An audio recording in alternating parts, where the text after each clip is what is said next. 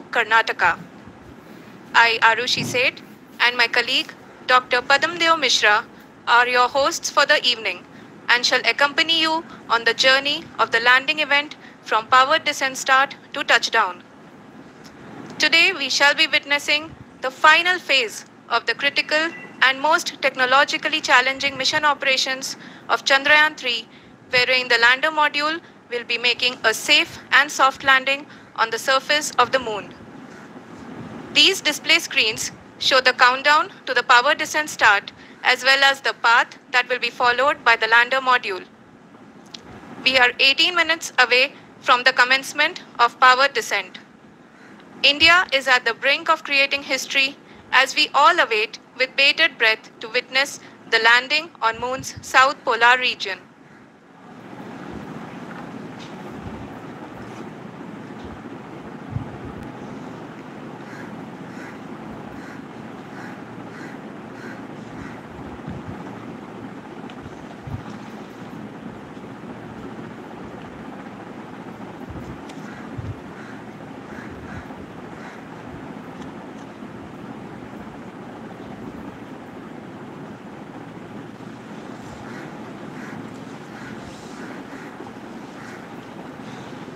इसरो का पहला moon mission Chandrayaan 1 अक्टूबर 2008 में पीएसएल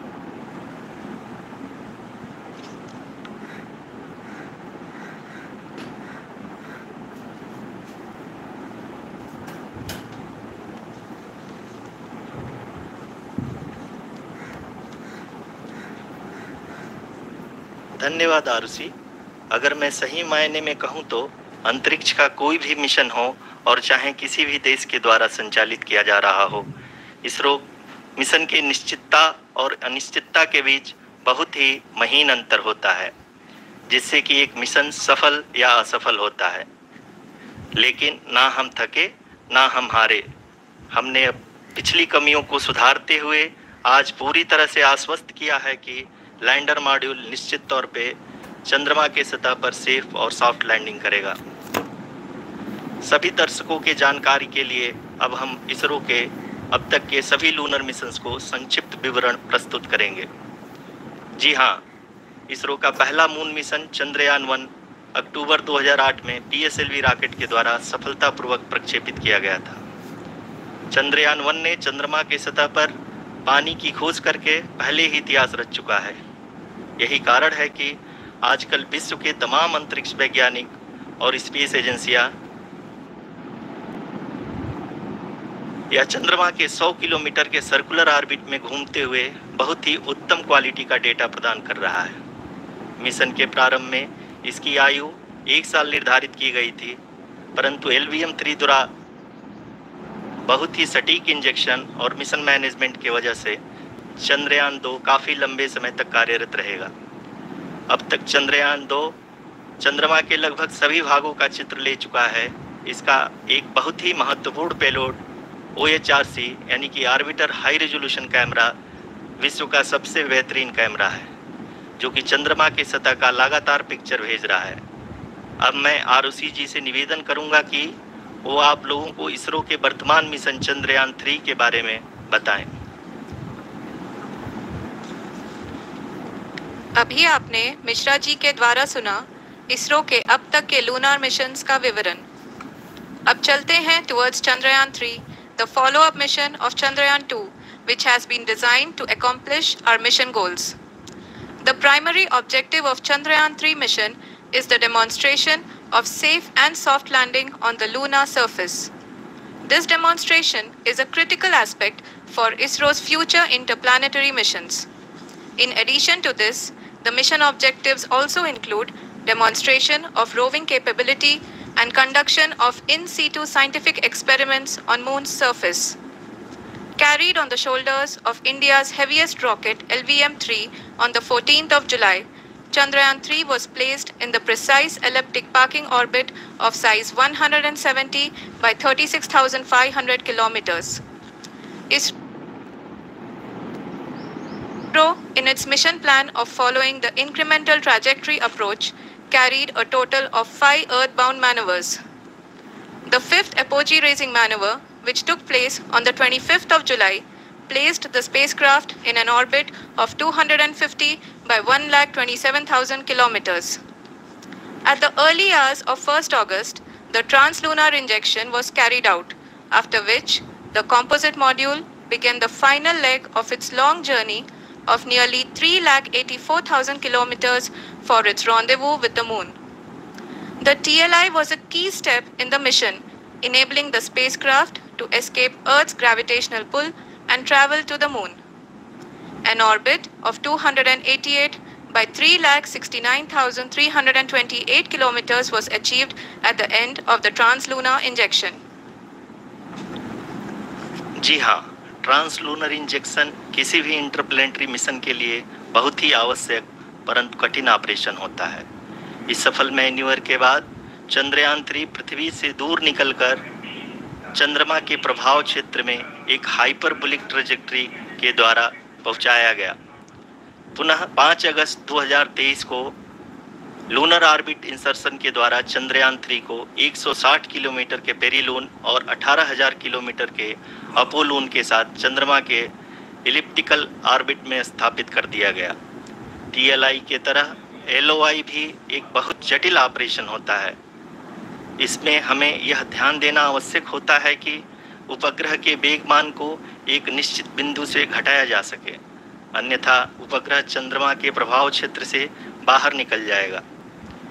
LOI के सफलतापूर्वक परिचालन के बाद चंद्रयान 3 की कक्षा को 4 बार और परिवर्तित किया गया। इस दौरान चंद्रमा की अधिकतम ऊंचाई को घटाकर 160 किलोमीटर कर दिया गया। इस पूरी प्रक्रिया में प्रपल्सन मॉड्यूल का लगभग 755 किलोग्राम ईंधन का उपयोग हुआ और चंद्रयान 3 के वेगमान को लगभग 850 मीटर प्रति सेकंड कम कर दिया गया। लैंडर मॉड्यूल को लगभग 150 किलोमीटर के सर्कुलर ऑर्बिट में स्थापित करने के बाद 17 अगस्त 2023 को प्रपल्सन मॉड्यूल से अलग कर दिया गया। पुनः लैंडर मॉड्यूल के ऑर्बिट को 2 ड्यूबूस्ट मैन्यूवर्स के द्वारा 150 किलोमीटर के सर्कुलर ऑर्बिट से घटाकर 25 गुणे 130 किलोमीटर के एलिप्टिकल ऑर्बिट में स्थापित कर दिया गया। इस दौरान यह भी सुनिश्चित कर दिया गया कि 800 न्यूटन के चारों थ्रोटल थ्रस्टर्स पावर डिसेंट के समय किसी भी चुनौती का सामना कर सकें। लैंडर मॉड्यूल इस ऑर्बिट में 4 दिन तक चंद्रमा की परिक्रमा करता रहा ताकि इसके सभी सब सिस्टम को पावर डिसेंट से पहले कार्यात्मक रूप से वेरीफाई और वैलिडेट किया जा सके। इस दौरान चंद्रयान 2 और लैंडर मॉड्यूल की आपस में बातचीत भी हो चुकी है। और संक्षेप में अब तक की यात्रा की बात करें तो lander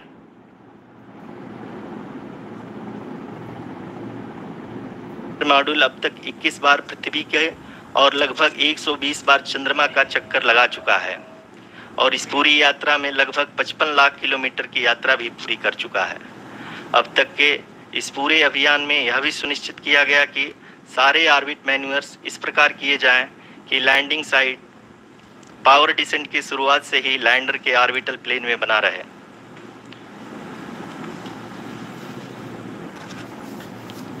That is true indeed. We have arrived at the crucial juncture wherein the orbit plane contains the desired landing site at the start of powered descent. We are also happy to announce that live images from the Chandrayaan 3 lander imager camera is being received continuously. The demonstration of soft landing on the moon's surface is no ordinary feat due to the innumerable challenges and complexities involved. The lander velocity has to be killed from nearly 6,048 kilometers per hour without any aid from the thin and tenuous moon's atmosphere. The lunar dust at the time of landing and the craters and boulders scattered over the moon's surface make it further complicated to achieve this. The new and improved Chandrayaan 3 design has been built after envisaging all the scenarios which the lander module can encounter. With several software improvements, provision for full-level redundancies, a plethora of special tests, namely the integrated hot test, integrated cold test, and lander leg drop tests were carried out for the lander module. The success of these tests has provided great confidence in the performance of all the onboard sensors, propulsion system, and associated guidance, control, and navigation algorithms. The key findings during the tests have enabled to improve the overall system performance. The largely unexplored south pole of the moon has been chosen as the intended landing site since there is a possibility of finding ice and other minerals which would be vital resources for future explorers. Apart from continuing investigations pioneered by Chandrayaan 1 and Chandrayaan 2, the Chandrayaan 3 mission will also provide invaluable data to the science community around the world. Let us give our viewers a glimpse on the configuration of Chandrayaan 3 mission.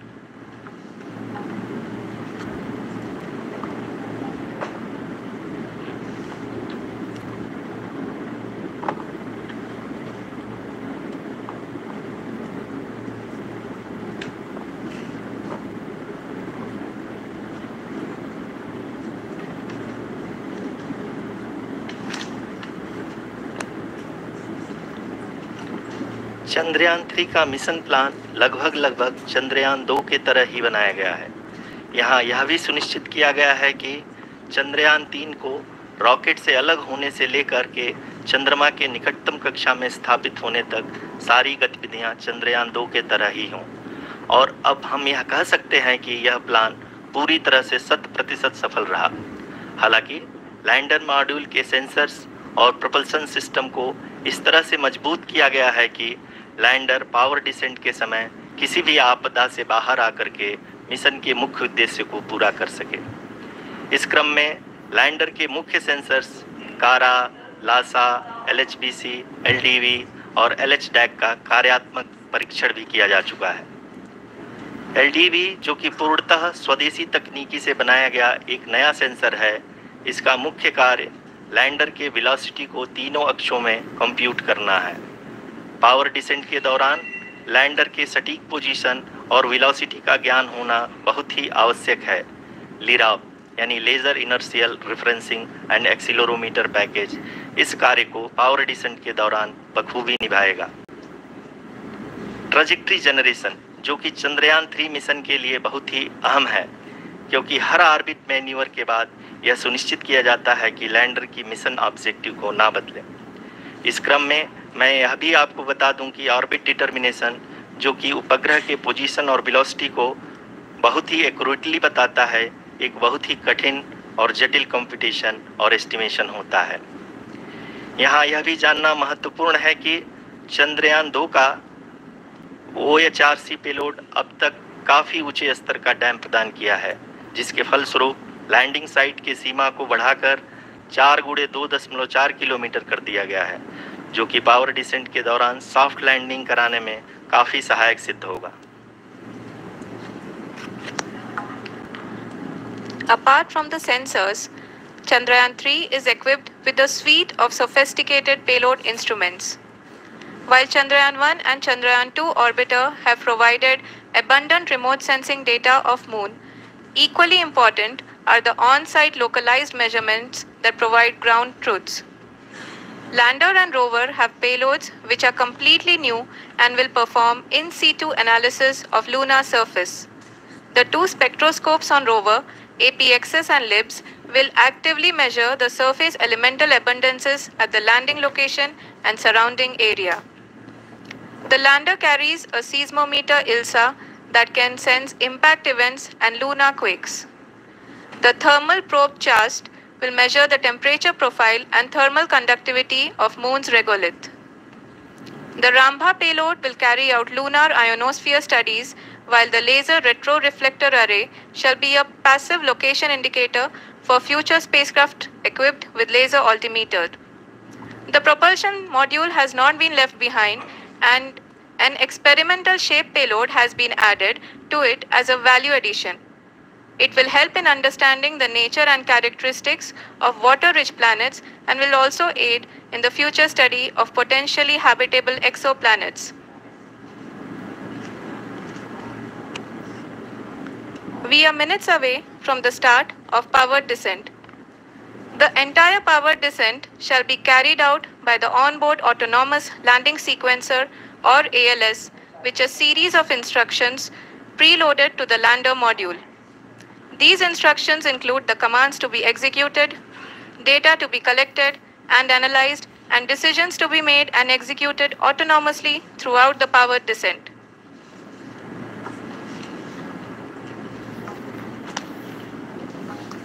जी हाँ, अब हम power descent के बहुत ही करीब आ चुके हैं। हम आपको बताते चलें कि पावर डिसेंट को कुल 4 चरणों में बांटा गया है। सबसे पहले आता है रफ ब्रेकिंग फेज, जिसमें लैंडर की ऊंचाई को चंद्रमा की सतह से 30 किलोमीटर से घटाकर 7.4 किलोमीटर कर दिया जाएगा। इस पूरी प्रक्रिया को पूरा करने में लगभग 11.5 मिनट लगेगा और इसका समानांतर वेग 1680 मीटर प्रति सेकंड से घटाकर 358 मीटर प्रति सेकंड हो जाएगा। We have continuous flow of lander telemetry data from ISRO's Deep Space Network IDSN-32 located in Belalu, Bengaluru. The data is being acquired real-time by station and is flown to the Mission Operation Complex through our communication links. In addition to it, we also have support from ESA and JPL DSN stations. There will be no ground intervention once the ALS takes charge. The preparation for today's event had started 48 hours before, wherein various pre-selections and uplinking of parameters for the autonomous landing sequence were carried out. The whole descent is divided into 4 phases: the rough braking phase, the attitude hold phase, fine braking phase, and the local navigation phase or the terminal descent phase.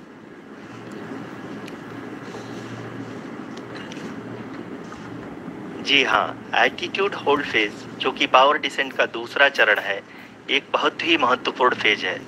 इस 10 second के small duration के दौरान lander के 2 महत्वपूर्ण sensor कारा और Lasa lander की ऊंचाई की गणना करेंगे। इस फेज के पूरा होते ही लैंडर चंद्रमा के सतह से कुल 6.8 किलोमीटर की ऊंचाई पर होगा। During the rough braking phase, the lander velocity shall be brought down from 1,680 meters per second to 358 meters per second. The altitude will be brought down from 30 kilometers to 7.4 kilometers at the end of rough braking.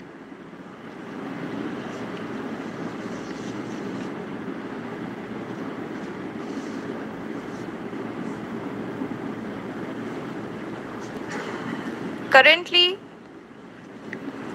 we can see the scientists are analyzing the lander data.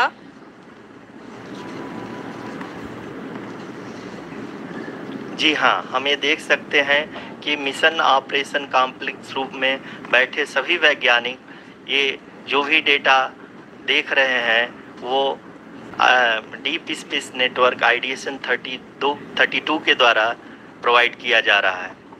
और अगर हम अब बात करें power descent के तीसरे चरण का, जो कि फाइन ब्रेकिंग फेज होगा, जिसमें लैंडर लैंडिंग साइट से जस्ट 800 मीटर की ऊंचाई पर वर्टिकली होगा। इस चरण को पूरा होने में लगभग 3 मिनट लगेंगे और इस चरण के पूरा होते ही लैंडर की वेलोसिटी लगभग 0 हो जाएगी। The scientists here at ISTRAC are glued to their systems, analyzing all sorts of complex data. We are very close to the powered descent, to the start of the powered descent phase.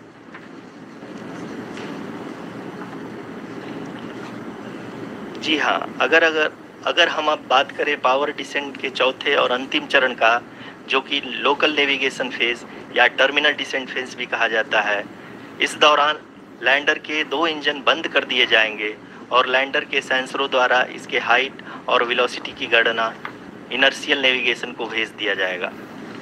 इस दौरान lander 150 metre की ऊंचाई को प्राप्त करने के बाद कुल 131 सेकंड लगाएगा। इस पड़ाव पे आने के बाद पुनः लैंडर 22 सेकंड के लिए हॉवरिंग करेगा।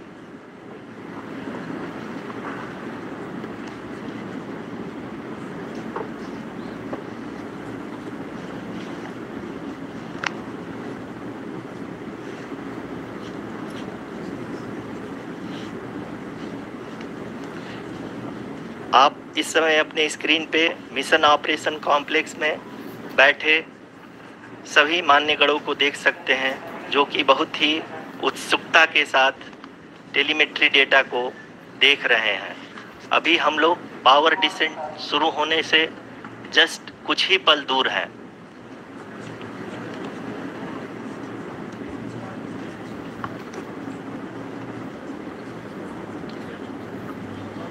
पावर डिसेंट शुरू होने में लगभग 30 सेकंड ही बचा है और हमको ये सारे data mission operation complex room में आईडीएसन 32 के द्वारा, जो कि लगातार लैंडर के कनेक्शन में बना हुआ है, प्रदान कर रहा है। Dear viewers, the pivotal power descent has begun and the lander module is propelling towards the moon's surface along the intended trajectory.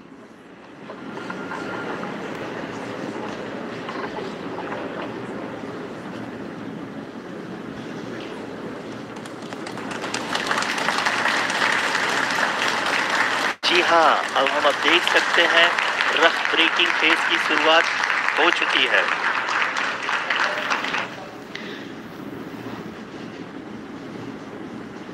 During this rough braking phase, the lander velocity shall be brought down from 1680 meters per second to 358 meters per second. The altitude will be brought down from 30 kilometers to 7.4 kilometers at the end of rough braking. All this in the duration of 690 seconds or 11.5 minutes. Currently, the Laser Inertial Reference and Accelerometer package (LIRAP) is aiding in the navigation. जी हाँ, अभी आप अपनी screen पे देख सकते हैं कि lander अब तक कुल 191 किलोमीटर हॉरिजेंटल दिशा में चल चुका है और अभी तक इसकी वेलोसिटी लगभग 31 किलोमीटर बनी हुई है।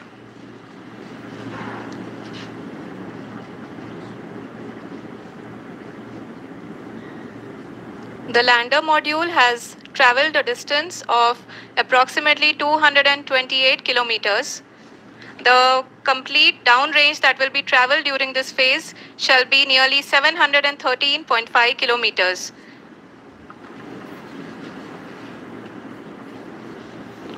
जी हाँ, कुल 745 किलोमीटर के इस रफ ब्रेकिंग फेज में आप देख सकते हैं कि हम लोग लगभग अपनी यात्रा 20% कंप्लीट कर चुके हैं।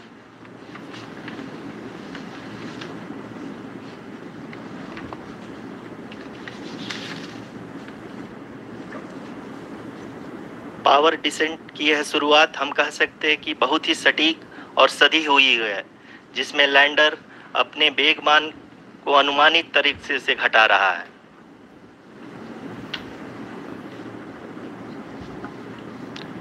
The altitude of the lander module will reduce from 7.4 kilometers to 6.8 kilometers. During the next phase, which is going to be the attitude hold phase. We can currently see that the altitude of the lander module is nearly 31 kilometers. Arushi, अभी हम इस ground race को देखते हुए कह सकते हैं कि रफ ब्रेकिंग फेज की शुरुआत बहुत ही अच्छे तरीके से हुई है। आप ये देख सकती हैं कि जो भी प्रोजेक्टेड ग्राउंड रेस है उसी पे अपना लैंडर मॉड्यूल आगे चलते हुए बढ़ रहा है। अभी तक ये देखा जा सकता है कि लैंडर मॉड्यूल लगभग 370 किलोमीटर 36 दिशा में चल चुका है। The mission operations team is analyzing the data.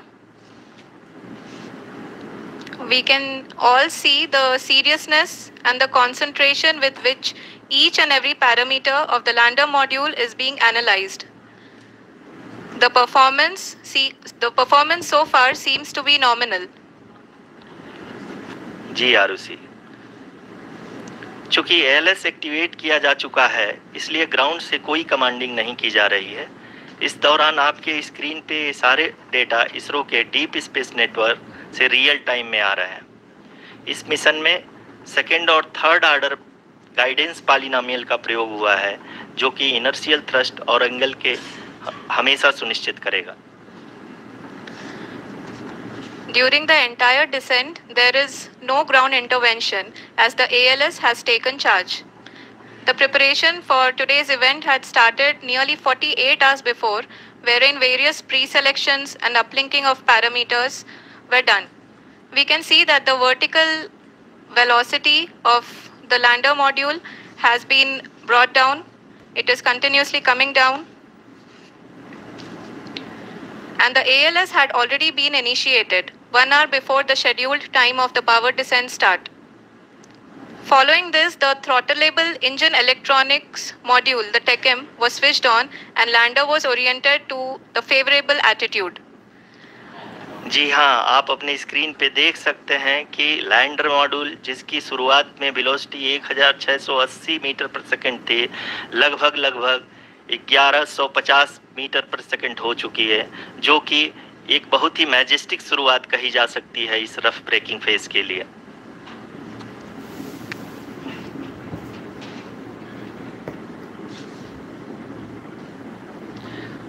यहाँ पे मैं आपको ये भी बताते चलूँ कि आप अपने स्क्रीन पे देख सकते हैं कि द लैंडर मॉड्यूल का आल्टीट्यूड धीरे धीरे अब कम होता हुआ दिख रहा है और जो कि एक्सपेक्टेड भी है। अभी हम बात करें करंट आल्टीट्यूड की, तो जो कि 28.6 किलोमीटर के आसपास है। आप स्क्रीन पर ये भी देख सकते हैं Chandrayaan 3 lander imager display.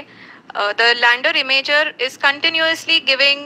is continuously taking photographs of the moon surface, and that is also being streamed here.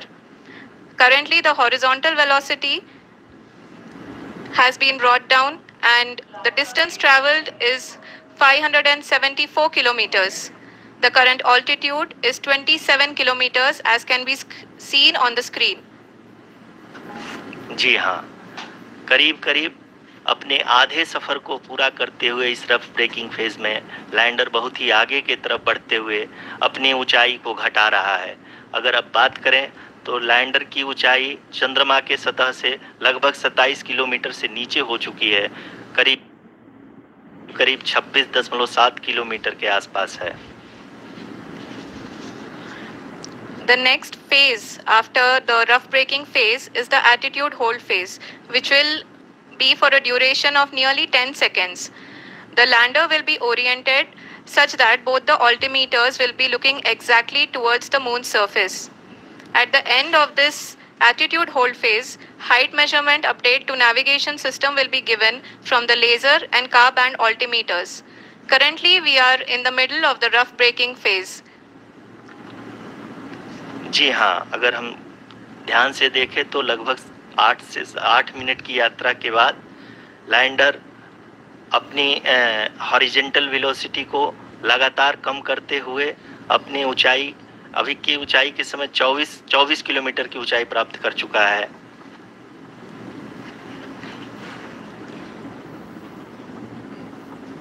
अब तक के आंकड़े को देखते हुए हम कह सकते हैं कि लैंडिंग पूरी तरह से नॉमिनल है।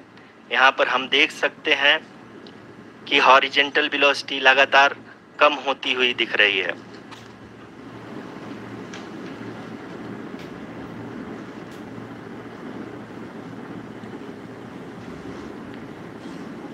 The altitude of lander from ground is currently 22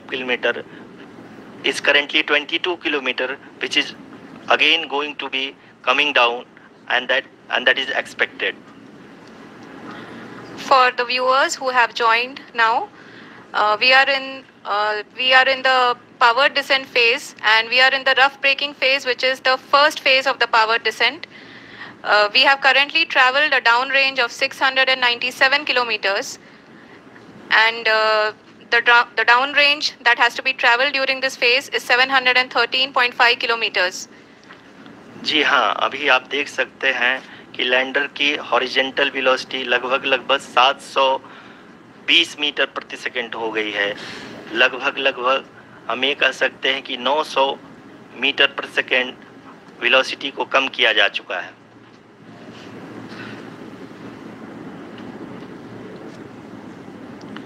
At the same time, we can see the altitude of the lander is just 17.8 kilometer from the moon surface, which is going to be around 7.4 at the end of the rough braking phase.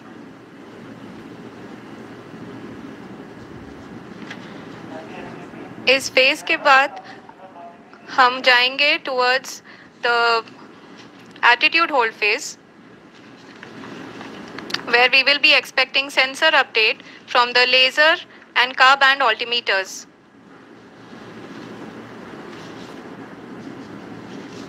We can see the visualization of the lander module moving towards the moon's surface. The current altitude is nearly 15.2 kilometers and the distance traveled is 754 kilometers. We can also see the image that the lander imager camera has been providing.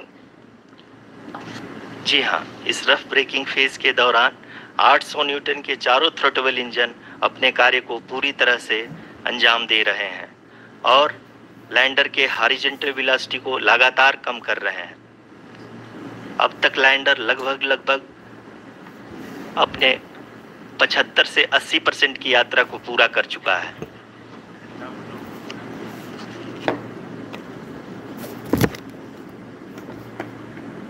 After the rough braking and the attitude hold phase, we shall be having the fine braking phase, which will continue for nearly 3 minutes. The whole phase is being driven by the autonomous landing sequencer and there is no intervention from ground. जी हाँ आरुषि, अभी आप अपनी screen पे देख सकती हैं कि जो करंट आल्टीट्यूड है चंद्रमा के सतह से लगभग 10 किलोमीटर के आसपास है। जी हाँ,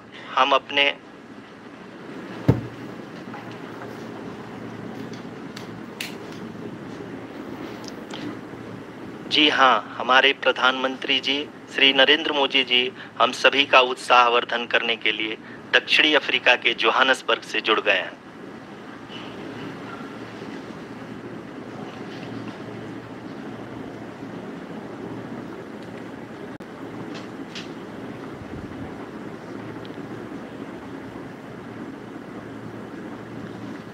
Yes, we are privileged to have with us Honorable Prime Minister of India, Shri Narendra Modi ji, who has joined us from South Africa's Johannesburg to encourage us.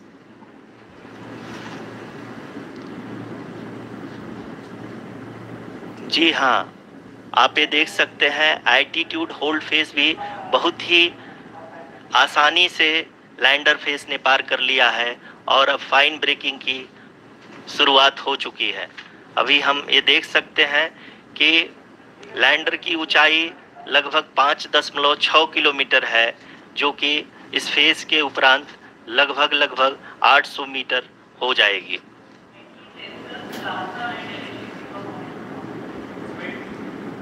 We can hear from the mission operations team that the sensors are performing nominally. And we are currently in the midst of the fine braking phase, which is going to continue for 3 minutes. And the altitude is going to be reduced to nearly 800 meters at the end of this phase.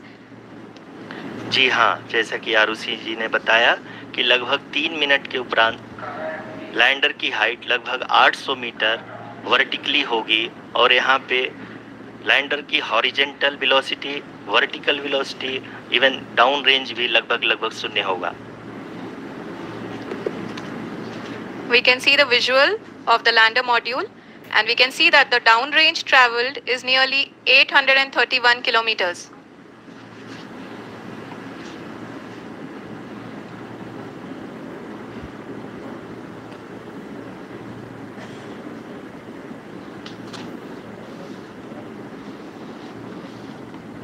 जी हाँ, आप अपनी screen पे देख सकते हैं कि lander की ऊंचाई अब चंद्रमा की सतह से लगभग 3 किलोमीटर से कम हो चुकी है।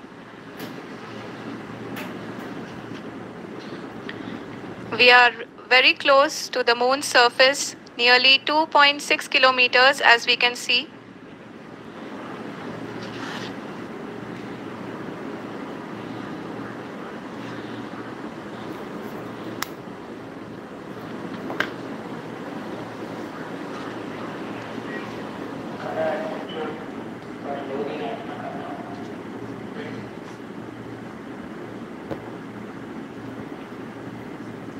जी हाँ, अभी आप देख सकते हैं कि लैंडर की ऊंचाई लगभग 1 किलोमीटर के आसपास है।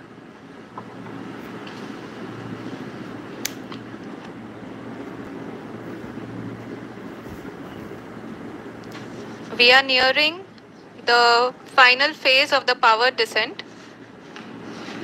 which is going to be the vertical descent phase or the local navigation phase. जी हाँ, अब हम फाइन ब्रेकिंग वेव्स के एकदम करीब आ चुके हैं। हाँ, तालियों के गड़गड़ाहट से सुन सकते हैं कि हम लोगों ने तीसरे चरण को भी बहुत ही सफलतापूर्वक हासिल कर लिया है और अभी हम वर्टिकल डिसेंट फेज में आ चुके हैं, जिसकी शुरुआत भी बहुत ही अच्छे ढंग से हो चुकी है।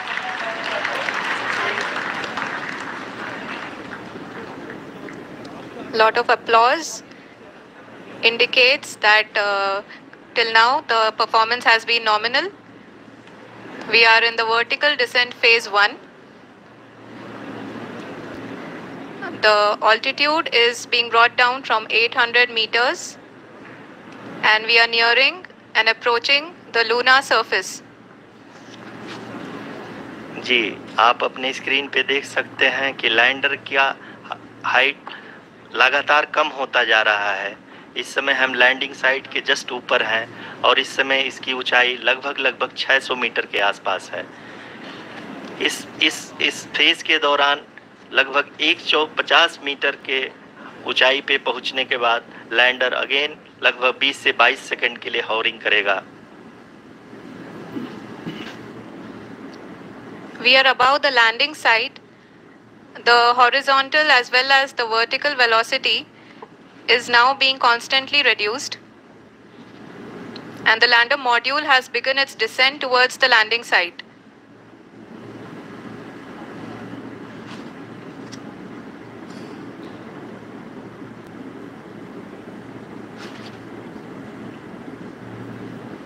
जी हाँ, आप अपने स्क्रीन पे देख सकते हैं ये जो पथ निर्धारित किया गया है, लैंडर पूरी तरह से उसी को ही फॉलो कर रहा है। इस समय हम लगभग 200 मीटर की हाइट से भी कम आ चुके हैं।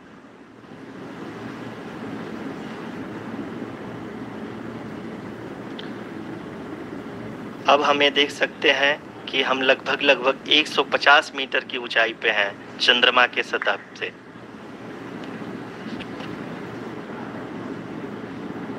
We are approaching the vertical descent phase 2, which will have the lander module hovering at nearly 150 meters above the lunar surface.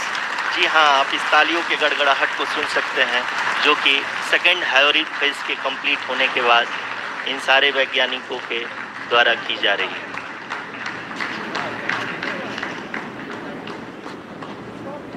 जी हाँ, आप अगर फिर से ध्यान से देखें तो एल्टीट्यूड पुनः कम होता जा रहा है।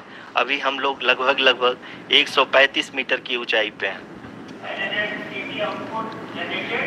The sensors that are updating at this point are providing confirmation of the safety of the landing site.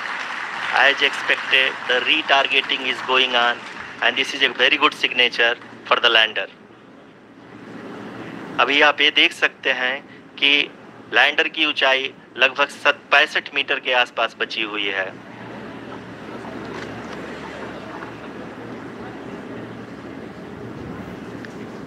Currently, only 2 engines are now being fired, and we are nearly at zero velocity, vertical and horizontal. We were hovering, and now we are approaching the moon's surface. धीरे धीरे lander की वेगमान को कम किया जा रहा है और हम अब लगभग 50 मीटर से भी कम आ चुके हैं। We can see the Honorable Prime Minister, Shri Narendra Modi ji, who is here to encourage us, and he is critically looking at the visuals.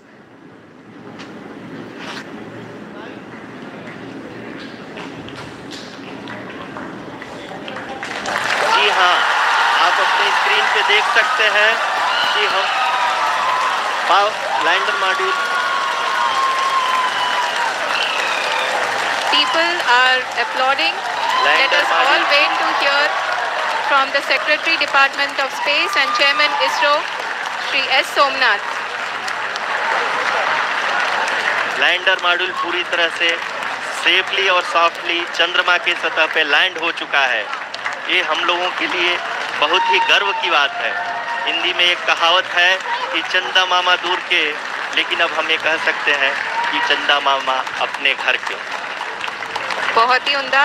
The hard work of the entire ISRO community has come to fruition.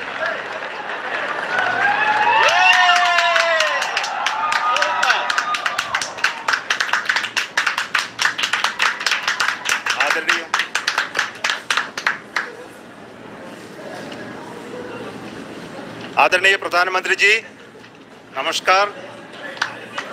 Sir, we have achieved soft landing on the moon. India is on the moon. Sir, I request our Honorable Prime Minister to address us and bless us. Thank you, sir.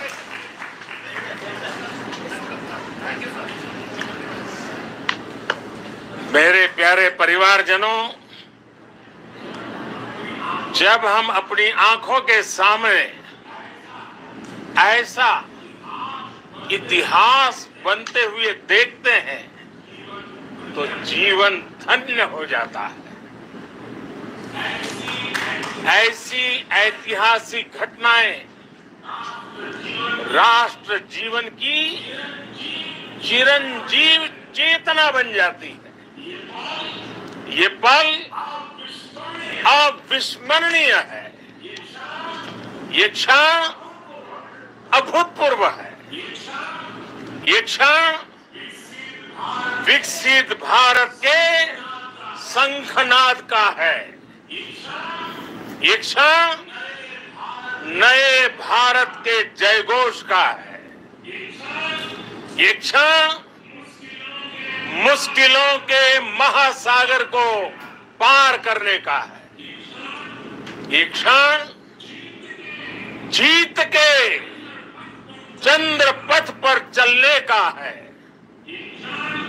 ये क्षण 140 करोड़ धड़कनों के सामर्थ्य का है।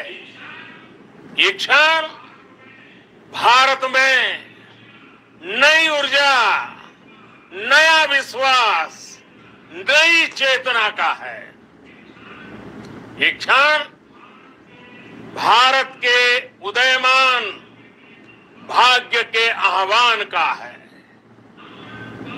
अमृत काल की प्रथम प्रभा में सफलता की ये अमृत वर्षा हुई है। हमने धरती पर संकल्प लिया और चांद पर उसे साकार किया। और हमारे वैज्ञानिक साथियों ने भी कहा, India is now on the moon. आज हम अंतरिक्ष में नए भारत की नई उड़ान के साक्षी बने हैं। साथियों, मैं इस समय ब्रिक्स समिट में हिस्सा लेने के लिए दक्षिण अफ्रीका में हूं, लेकिन हर देशवासी की तरह मेरा मन चंद्रयान महाअभियान पर भी लगा हुआ था। नया इतिहास बनते ही हर भारतीय जश्न में डूब गया है। हर घर में उत्सव शुरू हो गया है। हृदय से मैं भी अपने देशवासियों के साथ, अपने परिवारजनों के साथ इस उमंग और उल्लास से जुड़ा हुआ हूं। मैं टीम चंद्रयान को, इसरो को और देश के सभी वैज्ञानिकों को जी जान से बहुत बहुत बधाई देता हूं, जिन्होंने इस पल के लिए वर्षों तक इतना परिश्रम किया, उत्साह, उमंग, आनंद और भावुकता से इस अद्भुत पल के लिए आप